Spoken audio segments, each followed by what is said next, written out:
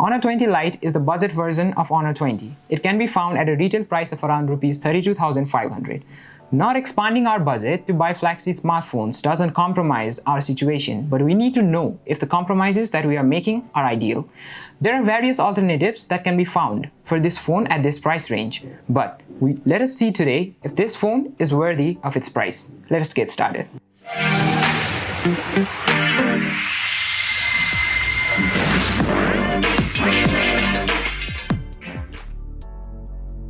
The Honor 20 Lite comes in 3 stunning colors: Phantom Blue, Phantom Red and Midnight Black. This phone has a screen size of 6.21 inch with a dewdrop size notch on top of the screen. One factor a person who prefers a glass back screen might dislike is the fact that this phone has a plastic back. But it gives a glassy look, giving it some premium look too. It has a triple setup rear camera which can give this phone a pricey look. As there is a trend of many companies removing the headphone jack, this phone has a 3.55mm headphone jack, so that means there won't be a necessity of buying wireless headphones or adapters. The charging socket is a micro USB in comparison to other phone options at the same price which have a USB Type-C port. The Honor 20 Lite comes with a 6.21-inch Dewdrop touchscreen display. It has an LCD screen, but phones nowadays have an OLED screen. It has a resolution of 1080p at a pixel density of 415 pixels per inch and an aspect ratio of 19:9. YouTube videos in Honor 20 Lite can be viewed up to 1080p. The Honor 20 Lite is powered by 3400 mAh battery, which comes with a 10-watt charger. It can last for a good number of hours considering the uses. Heavy uses can get the battery to last up to 5-6 hours. An hour of watching YouTube videos at 15% brightness takes 10% off the charge level. It takes 1 hour 56 minutes to get fully charged. The Honor 20 Lite is powered by a 2.2 GHz octa-core high silicon Kirin 710 processor.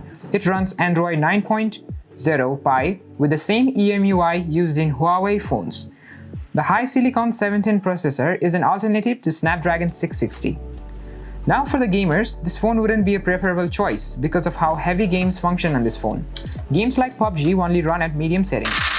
Heavy games don't really function well, so people who love playing games can pick Pocophone F1, which has the Snapdragon 845. The phone has some unwanted apps in it, and there are 2 extra stores: the Huawei App Gallery, which is like the Google Play Store or the Honor Store. The fingerprint sensor is fast, reliable, and it works effectively, and the face unlock also does a good job and is fast. This phone has a triple setup of the rear camera. Each of those have 24MP primary camera, 2MP depth sensor, and 8MP ultra-wide-angle camera.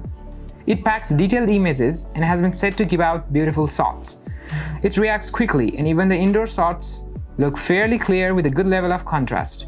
The higher megapixels don't necessarily give out the best shots because the lens and better sensors should also be considered. The wide angle has a 120-degree angle view. Details aren't that good. Taking wide-angle pictures in low light shouldn't be considered because the images captured don't look up to par regardless. In good lighting, good shots of huge buildings or so can be taken. The night mode is good. It has a shutter speed of 4 seconds. This feature helps take good shots in low light. It brightens the picture, giving clear shots. The selfie camera, which is 32MP, is absolutely amazing. The photos taken by it packs many details and gives beautiful shots. It has features like the portrait mode, slow motion, time-lapse, aperture mode. The video option is a full HD 1080p resolution at 60 FPS.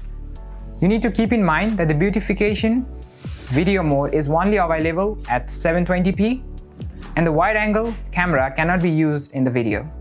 So let us finally conclude if this phone is worthy of emptying your pockets. The triple rear camera on the back gives it a premium look, but the plastic back is questionable. The 128GB storage option is a great advantage for a phone at this price range. By taking in reference of the design, battery life, and the camera, the screen seems to be a little average. There are also some compromises to be made in the camera department. For gamers, you are better off with some flagship smartphones. Also, this phone has a micro USB port, but phones nowadays typically have a USB Type-C port with fast charging. A good phone for this generation typically consists of a good camera, a long battery life, and some good design. This phone ticks a few boxes, but there are compromises to be made. But in accordance with suitability, I definitely recommend this phone.